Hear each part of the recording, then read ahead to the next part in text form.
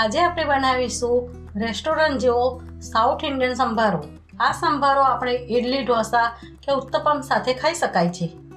આ સંભારો ખાવામાં ખૂબ સ્વાદિષ્ટ લાગે છે અને ઘરે બનાવવો ખૂબ સહેલું છે। તો ચાલો બનાવવાનું શરૂ કરીએ।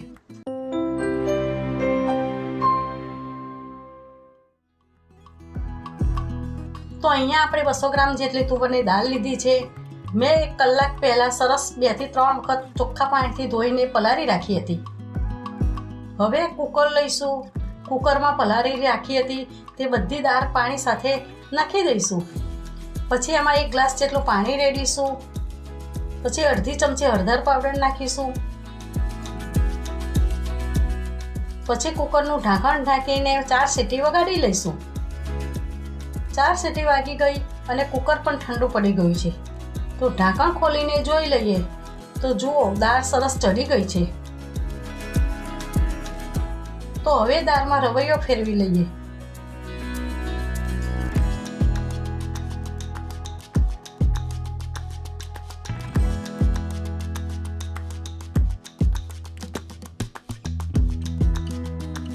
તો સરસ દાળ મિક્સ થઈ ગઈ છે।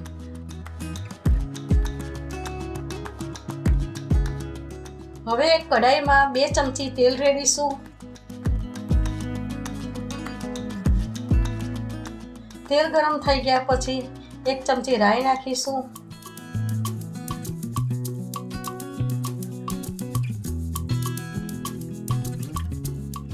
રાઈ તતડી ગયા પછી 1 ચમચી જીરું નાખીશું। 1 ચમચી અડદની દાળ નાખીશું। 3 લવિંગ, 2 તજના ટુકડા નાખીશું। 10 થી 15 લીમડાના પાન નાખીશું। થોડી હિંગ નાખીશું। પછી 1 નંગ મોટી ડુંગળી સમારેલી નાખીશું। પછી બધા મસાલાને હલાવી દઈશું।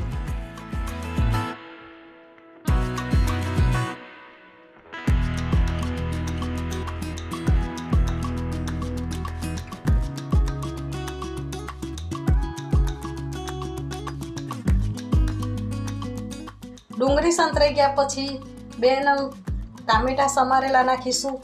પછી હલાવી દઈશું।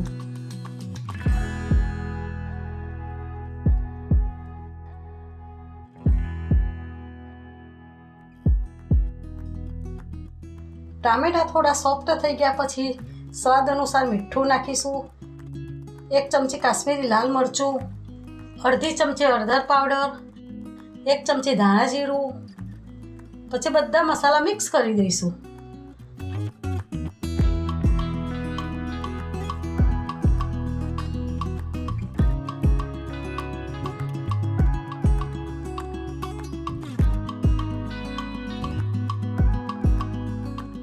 પછી અડધી ચમચી સંભાર મસાલો નાખીશું।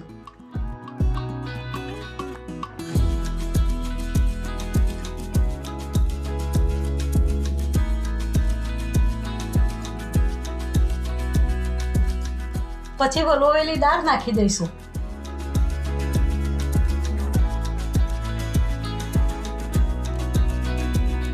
પછી બરોબર હલાવતા રહીશું। દાળ બરોબર ઉકળી જાય ત્યાં સુધી હલાવતા રહીશું।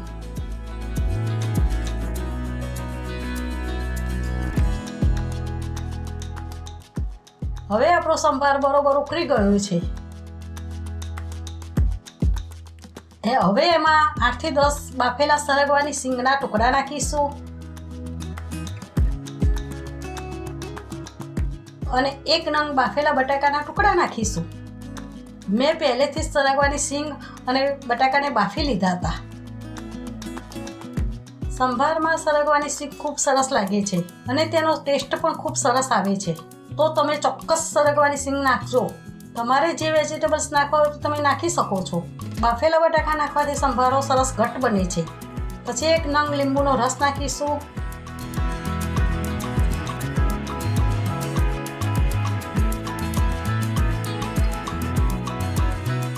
હવે સંભારાને બરોબર ઉકળવા દઈશું। જેમ જેમ સંભારો ઉકળે તેમ તેની સોડમ સરસ આવે અને સ્વાદ પણ ખૂબ સરસ લાગે છે। હવે છેલ્લે લીલી તાજી કોથમીર નાખીશું।